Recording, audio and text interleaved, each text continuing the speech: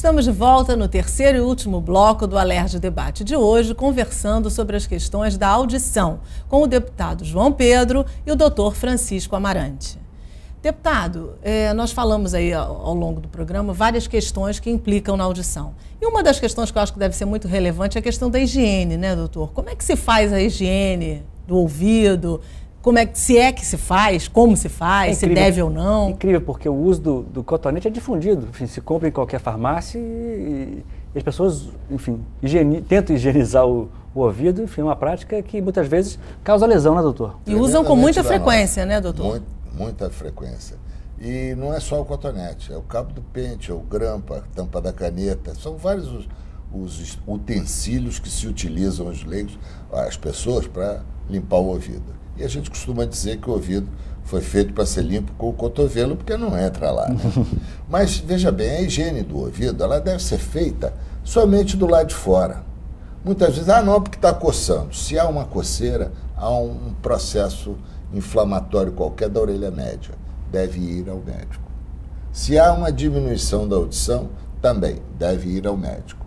Você não sabe o sem número de pessoas que apresentam uma lesão, não só na pele do meato acústico externo, como às vezes até da membrana timpânica, pelo uso do cotonete.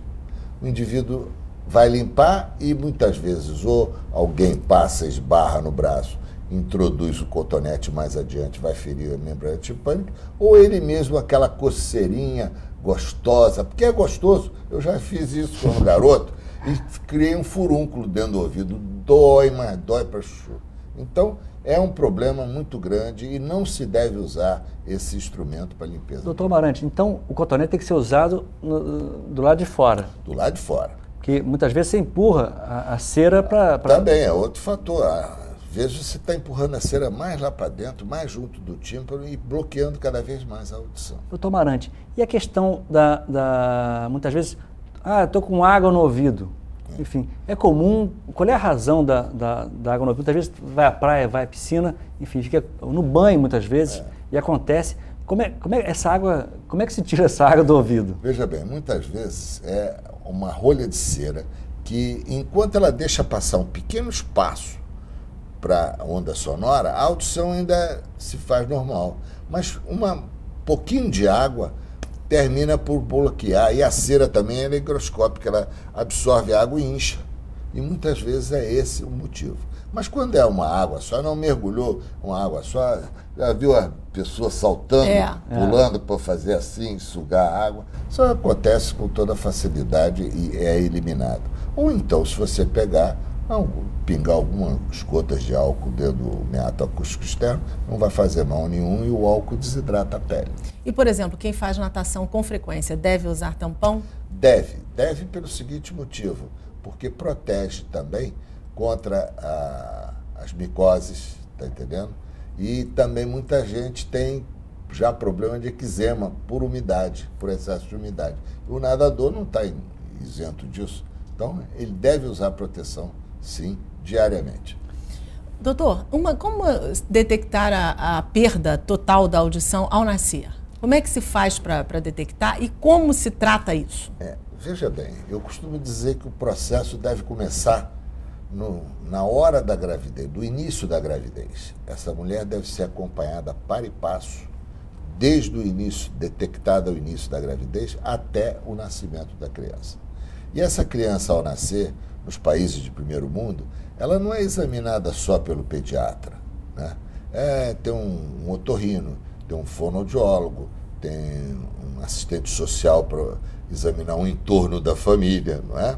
Então, um neurologista, toda essa equipe deve agir em conjunto para tentar detectar o mais rápido possível essa perda auditiva. Hoje em dia existe um aparelho que a gente denomina de teste da orelhinha.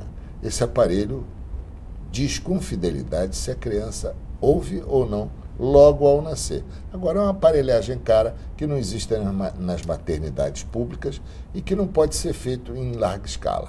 A solução seria, mas Hoje em dia isso não é feito. Mas poderia ser implantado nos hospitais públicos, tranquilamente? Poderia, desde que o governo se interesse por fazer isso, pode se fazer. Né? Tem que ter uma equipe preparada para fazer esse teste, para então indicar onde essa criança vai ou como ela vai fazer para desenvolver e adquirir linguagem. E quanto mais cedo se detecta esse problema, mais rápido se tem uma solução e a introdução da criança na sociedade se dá de uma maneira mais fácil, mais saudável. Perfeito. E o sucesso é grande quando se detecta rapidamente?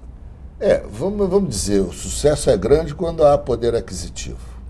Que aí você vai levar para um especialista, para um centro de fonoaudiologia adequado para a criança aprender a falar. Ela tem que aprender a falar. Existe um aparelhinho chamado treinador de fala. É uma coisa sensacional. Depois da criança ambientada com o instrutor, junto com a mãe, ela então vai colocar o dedinho num determinado botão que vai sentir a vibração da minha voz. E ela vai de frente para mim, me olhando, por exemplo, eu vou falar papai. E vou fazer com que ela repita aquilo e sinta a vibração da vozinha dela no próprio aparelho. Lógico que isso é um trabalho maravilhoso, é um trabalho demorado, mas é um trabalho muito bonito e a criança aprende então a falar. Dá resultado, dá êxito. Né? Indo para outro extremo, a questão dos idosos, a pessoa vai envelhecendo e a perda auditiva é realmente um fator significativo? Realmente. É real? É real. Tudo na nossa vida vai deteriorando com a idade, né? Você vê o indivíduo usa óculos, às vezes muito precocemente, eu uso óculos desde os 30 anos, eu sem óculos hoje não opero, não escrevo, não leio, não é? E graças a Deus a audição ainda está preservada. Mas determinados indivíduos que perdem a audição mais precocemente, e a gente chama isso de presbiacusia, esses indivíduos eles precisam ser orientados no sentido de usar uma prótese auditiva, porque eles passam a se ficar desinteressados da vida social, não entende nada, está conversando aqui, não está entendendo nada. Eles não escutam sons de alarme como campainha, telefone, aviso de incêndio, enfim, é um problema muito sério. Não se interessa mais a velhinha, o velhinho não vê mais novela. Um futebol ainda pode ser apreciado porque o indivíduo não precisa muito de descrição, ele está vendo aquilo. Mas uma novela, você precisa saber o que os artistas estão falando. E acaba que é uma exclusão. Exato, por opção da sociedade. A pessoa entra para dentro de si mesma e não quer mais, perde até o desejo de viver. O interesse, né? E nós já estamos chegando no final do programa, então eu queria pedir ao senhor para, nas conclusões finais, dizer o que a gente pode fazer para se prevenir para uma boa audição. Veja bem, em primeiro lugar, não botar nada no ouvido. Qualquer dúvida, procurar um especialista. E mesmo quando você sente que tem, ou os seus circunstantes estão notando que você está perdendo a audição, você deve procurar um especialista para medir a sua audição e tomar um cuidado para que ela seja recuperada de maneira adequada. Deputado. Eu acho que, primeiro, atacar a rubéola, que é uma questão fundamental. A gente precisa ter cuidado com a rubéola, que é uma causa, enfim, de ataque ao aparelho auditivo muito importante. Segundo, a fiscalização do nível dos decibéis das casas de espetáculo, enfim, do ruído do trânsito, enfim, que isso aí afeta demais. Então o poder público tem essa tarefa e tem que agir.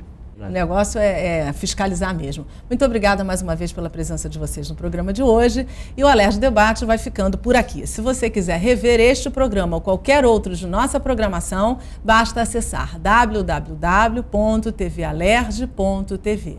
Até a próxima.